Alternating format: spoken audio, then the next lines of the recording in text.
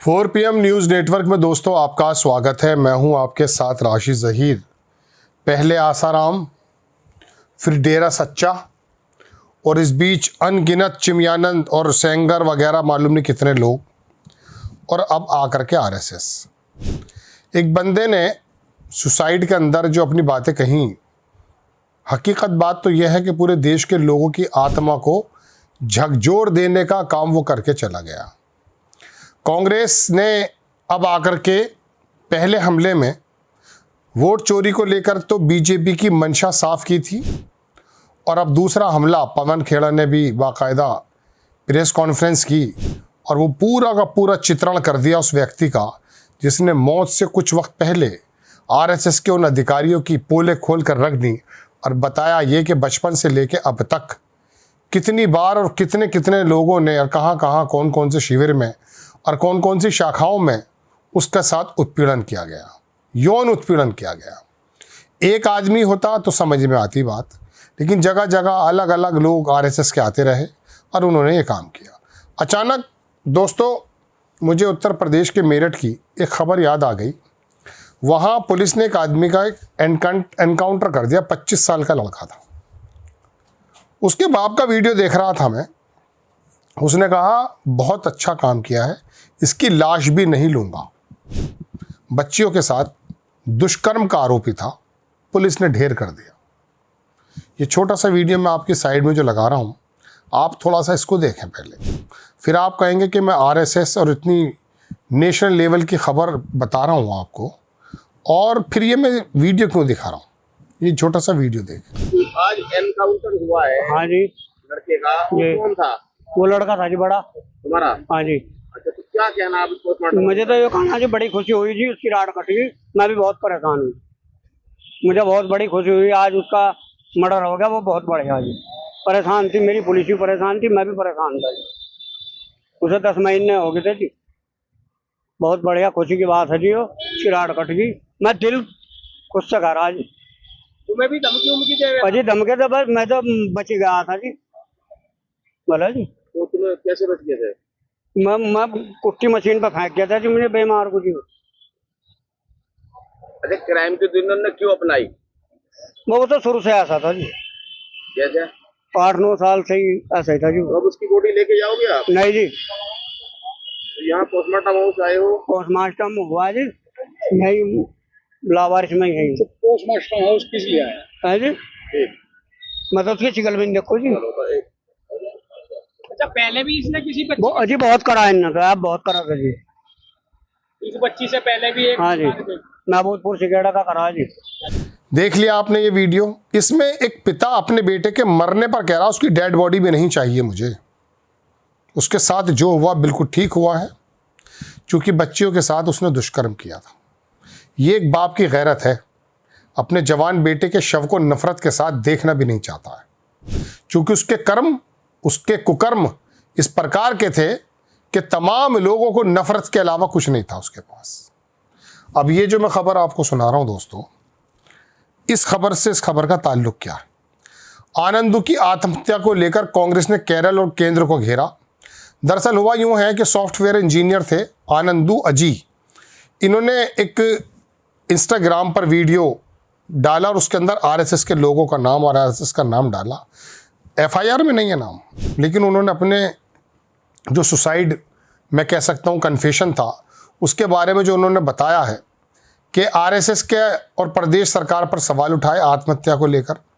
Party ने आनंदू के आत्महत्या से पहले सोशल मीडिया पर की गई पोस्ट को उसका सुसाइड नोट करार देते हुए कहा कि केरल सरकार ने एफआईआर में आरएसएस का नाम तक नहीं लिखा। पार्टी मुख्यालय में सोमवार को मीडिया से बात करते हुए पवन खेड़ा ने कहा कि सॉफ्टवेयर इंजीनियर आनंदू अजी की आत्महत्या एक त्रासदी है। उनकी आत्महत्या ने जहां समाज को अंदर तक हिला दिया, वहीं खुद को संस्कारी बताने वाले 100 वर्ष पुराने राष्ट्रीय स्वयंसेवक संघ की हकीकत भी लोगों को पता चल गई है। पवन खेड़ा ने आनंदू अजी के आखिरी इंस्टाग्राम पोस्ट का हवाला देते हुए उनके पिता की अच्छी बात सीखने के लिए 4 वर्ष के आनंदू को आरएसएस की शाखा में भेजा था, पर शाखाओं और कैंप में उसका यौन उत्पीड़न किया गया। पोस्ट में उसने कई बार आरएसएस का नाम लिखा, पर एफआईआर में इसकी चर्चा नहीं। पवन खेड़ा ने कहा कि पार्टी की मांग है कि आरएसएस और सरकार को इस मुद्दे पर बोलना चाहिए। दोस्तों, बात यह है कि ये जो आपको मैंने वीडियो दिखाया इसकी बात मैं करूंगा, लेकिन एक इंजीनियर ने बताया कि बचपन से मैं कुछ सीखने के लिए भेजा था, वहाँ तो दूसरा काम हो रहा था साहब। अब ये आसाराम और ये तमाम लोगों की पोलें तो खुल चुकी हैं, लेकिन ये आरएसएस पर जो कांग्रेस का हमला है और बाकायदा बड़ा सुनियोजित तरीके से है, क्या इसका असर होगा? एक बाप, ये वीडियो मैंने इसलिए दिखाया कि मेरठ में एक बाप ने अपने बेटे के शव को इसलिए लेने से इनकार कर दिया कि इसका एनकाउंटर हो गया, बिल्कुल ठीक, चूँकि इसने बच्चों के साथ दुष्कर्म किया था। आप ये बताइए, कितने आसाराम और कितने डेरा सच्चा और कितने आरएसएस के ये दरिंदे जिन्होंने काम किया है, जो सुसाइड नोट में वो बंदा कहकर गया है, इसके बारे में भी आपके दिल में नफरत पैदा होगी या नहीं? या आप सोचेंगे कि नहीं, आरएसएस की तो पोजीशन दूसरी है, इसने तो भारत का निर्माण किया है? बताइए, देश के अंदर एक वर्ग ऐसा है जो इस तरह के दरिंदों को पाल रहा है, जो आरएसएस के अंदर रहने के बाद इस तरह से और वो पवन खेड़ा ने अपनी बातें भी कही कि मेरी दादाजी मेरी दादी जी मना करती थी कि वहाँ मत जाया करो, वहाँ आरएसएस की शाखा लगती है। बात यह है कि कितने और आसाराम और कितने आरएसएस के इस तरह के लोग चाहिए जिससे आपको ये तय करने में वक्त लगे कि हाँ, वी शुड, हमें नफरत करनी चाहिए इन लोगों से। इस बाप का वीडियो जो मैंने आपको दिखाया है ना, वो यूं दिखाया है कि एक बाप की गैरत जाग गई। आप लोगों की गैरत नहीं जागती? कितने आसाराम पैदा करके लाऊं, कितने डेरा सच्चर, चिमियानंद और सेंगर आपके सामने आएंगे, कितने आरएसएस के अंदर ये छुपे हुए भेड़िया आपके सामने आएंगे कि आपको लगेगा कि नहीं, वाकई बापू की हत्या का अगर आरोप गलत साबित भी हुआ है, लेकिन इनका सम्मिलित होना तो कुछ कुछ जिक्र में तो आता है। लेकिन अब ये बंदा जो आत्महत्या करने से पहले तमाम उसने बताया कि किन किन शिविरों में और किन किन शाखाओं में मेरे साथ अलग अलग लोगों ने क्या क्या काम किया और वो आरएसएस से जुड़े हुए हैं, आपको यकीन नहीं आएगा। अभी इसकी जगह मौलाना होता मदरसे का, तो नोएडा के अंदर जितने वो जानवर बैठे हैं ना, वो सब निकल करके आ जाते अपनी मांद में से और बताने लगते कि ये लोग कैसे हैं। विशेष समुदाय को तो तबाह बर्बाद कर दिया, दलितों को तो तबाह बर्बाद कर दिया आपने। मैं उस वर्ग से मुखातिब हूँ इस समय जो आरएसएस को लेकर ये सोचता है कि देश के अंदर इसका राज होना चाहिए। ये नफरतें बिखेर रहा है। 50 बार मैं आपके सामने बता चुका हूँ कि इसका 5 जन्ने खोल लीजिए और देख लीजिए कि नफरत के अलावा कोई काम नहीं कर रहा है। और बनते ऐसे साधुवाद के साथ हैं, ऐसे साधुवादू बनते हैं कि बस पूछिए मत।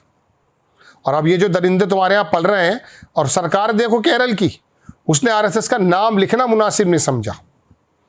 गांधी की हत्या की जब हुई तो उसके अंदर सावरकर का नाम था, आरएसएस का इनडायरेक्ट वे में नाम था। लोगों ने आरएसएस को और सावरकर को पशे पुष्ट देने के कमर के पीछे डाल दिया था। लेकिन अब आकर के इनका कैसी पूजा होती है साहब, इनको कैसे सर्वोपरि माना जाता है। ये कहते हैं कि हम तो इलेक्शन जिता देते हैं ड्राइंग रूम बैठक करके। दिल्ली के अंदर केजरीवाल ने कितना भी काम किया हो, लेकिन सुबह ही सुबह जब हम जा करके नमस्ते करेंगे, जाके उसके ड्राइंग रूम में बैठेंगे, बताया जाता 50,000 कार्यकर्ता 1.5 लाख जो है ड्राइंग रूम बैठक करके सुबह ही सुबह केजरीवाल की सारी मेहनतें खत्म कराए। चूंकि एक वर्ग के अंदर वो जानवर पैदा करने की कोशिश कराए कि देखिए, अगर आपने हमें नहीं चुना तो पाकिस्तान अंदर आ जाएगा, ये मुसलमान आ जाएंगे। मुसलमान तो 650 साल रहे यहाँ, कुल मिला के 800 साल भी रहे। मुगलों को अगर सबके अलावा दूसरों को मिलाया जाए, कौन सा उत्पीड़न था बताइए आप। 2-4 लोगों की बातें गिना करके सब काम करते रहिए। बात यह है दोस्तों कि मेरे समझ में नहीं आता है कि एक आदमी के गैरत अपने बेटे की लाश लेने के लिए इनकार कर देती है, लेकिन ये आप में से एक वर्ग की गैरत को क्या हुआ है, उसकी सुसाइड, उसका वो नोट क्या पूरा लगाऊं जिसमें उसने लिखा और कहा कि मेरे साथ क्या क्या कर रहे थे आरएसएस के लोग। आप पर कोई फर्क पड़ता है? हैरत की बात है। जय हिंद।